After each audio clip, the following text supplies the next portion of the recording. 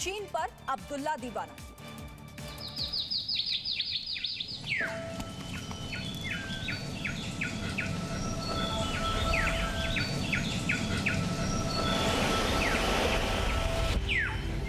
भारत माता की, भारत माता की।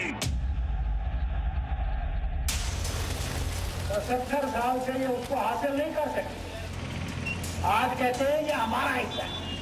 अरे जरा ले ना, हम भी तो कहते हैं जरा ले लो, हम भी देखें। वो ताकत अभी तक पैदा नहीं हुई जो हमें हिला सके।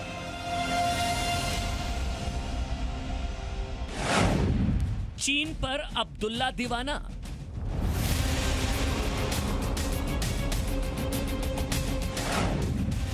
चीन धुन गाने वाला भारत का नेता कैसे?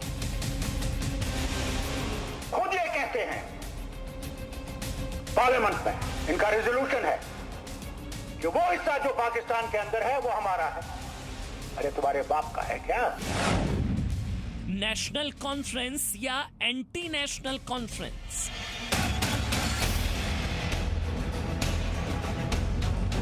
न केवल ये चिंतनीय है, अपितु ये दुखद है कि एक सिटिंग मेंबर ऑफ पार्लियामेंट, एक सांसद इस प्रकार के भाषा का प्रयोग देश के लिए करते हैं। हिंदुस्तान से अब्दुल्ला के और कितने धोखे।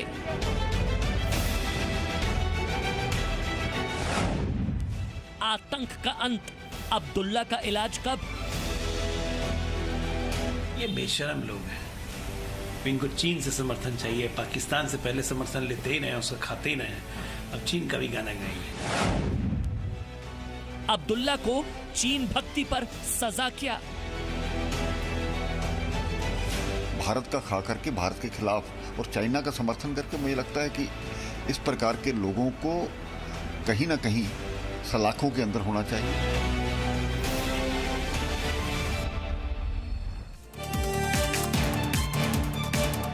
तो 370 से ऐसा क्या प्यार कि फारूक अब्दुल्ला अपने ही मुल्क से दुश्मनी को तैयार है? मतलब 370 से ऐसा क्या प्यार कि दुश्मन मुल्क से हाथ मिलाने को भी तैयार है। और इस बार फारूक अब्दुल्ला ने तो सारी सीमाएं लांघी, चीन भक्ति में बड़े बड़ों को पीछे छोड़ दिया है। आप जानकर हैरान हो जाएंगे कि फारूक अब्दुल्ला का बयान, उनको ये लगता है कि अगर चीन थोड़ा जोर लगा दे तो 370 की वापसी हो सकती है। मतलब ये यहां पर ये कि फारूक अब्दुल्ला 370 की वापसी के लिए दुश्मन देश चीन से भी हाथ मिलाने को तैयार है। इनका रेजोल्यूशन है कि वो हिस्सा जो पाकिस्तान के अंदर है वो हमारा है। अरे तुम्हारे बाप का है क्या? But Dr. Farooq Abdullah, इस लोकसभा हिंद से नावस कसम करान से बताओ भारत किस आईन रिस्पेक्ट? भारत के संविधान की शपथ लेकर चीन की भक्ति दिखाने वाला क्या देश का नेता हो सकता है?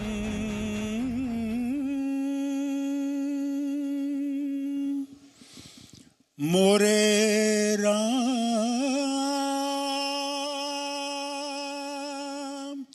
मोरे राम। सत्ता के लिए रामधुन और देश विरोध में चीन धुन गाने वाला क्या भारत का नेता हो सकता है? वो हमारा हिस्सा है, वो इनके बाप का हिस्सा नहीं है।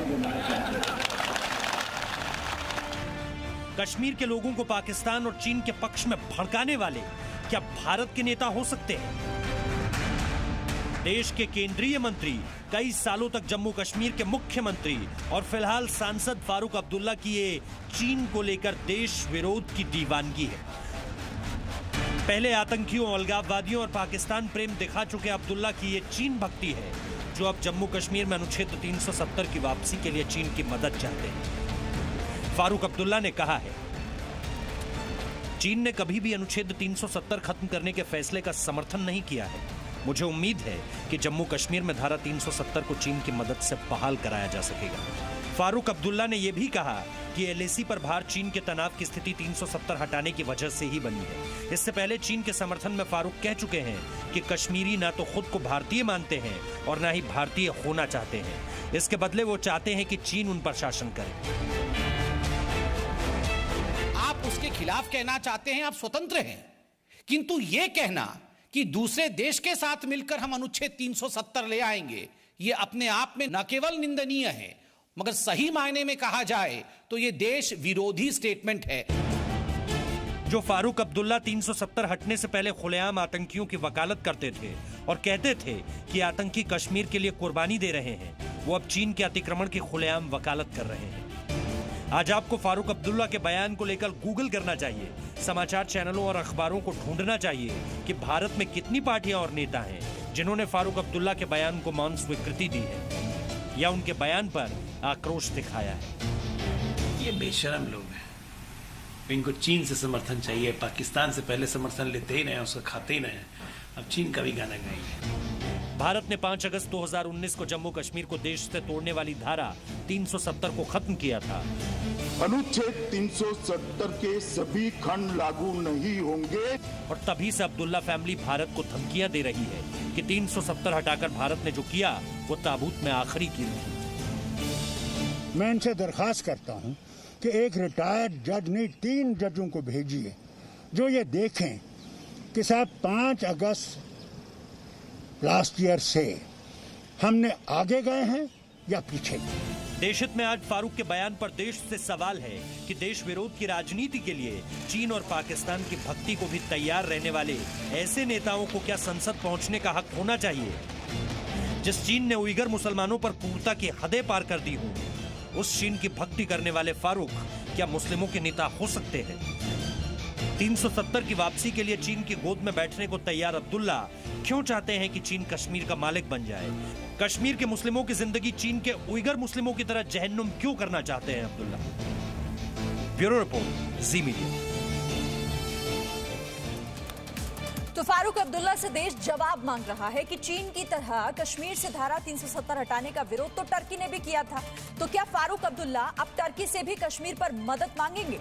अनुच्छेद 370 की समाप्ति के बाद आतंकी संगठन लश्कर-ए-तैयबा ने भी मुजफ्फराबाद में विरोध रैली निकाली थी, तो क्या अब फारूक खुलकर लश्कर से भी मदद मांगेंगे? आतंकी संगठन हिजबुल मुजाहिदीन भी 370 की समाप्ति से खुश नहीं है, तो क्या यहां पर भी फारूक अब्दुल्ला हिजबुल मुजाहिदीन से मदद मांगेंगे? अनुच्छेद 370 की समाप्ति के बाद कश्मीर में आईएसआईएस के काले झंडे लहराने बंद हो गए हैं, तो क्या अब फारूक अब्दुल्ला आईएसआईएस से भी मदद मांगेंगे?